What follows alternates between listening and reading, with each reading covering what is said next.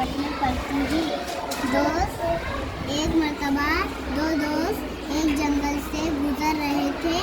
उन्हें सामने से एक रीछ आता दिखाई दिया। एक दोस्त झट से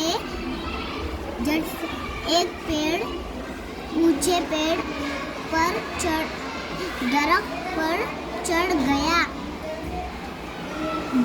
दूसरे दोस्त को दरख्त पर चढ़ना नहीं आता था। वो फौरन जमीन पर लेट गया। इसने अपनी सांस रोक ली। रीछ इसके नजदीक आया, इसे सूंघा और मुर्दा समझकर वापस चला गया।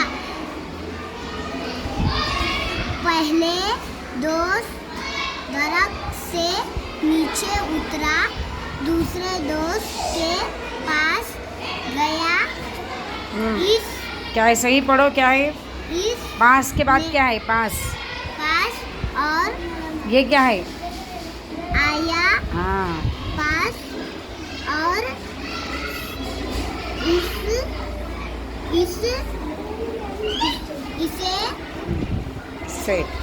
इससे पूछा रीछ ने तुम्हारे कान में क्या कहा?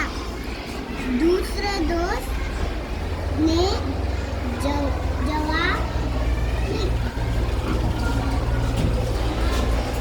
जवाब दिया। रीछ ने मुझसे कहा कि जो मुसीबत के वक्त दोस्त को अकेला छोड़ दिए वो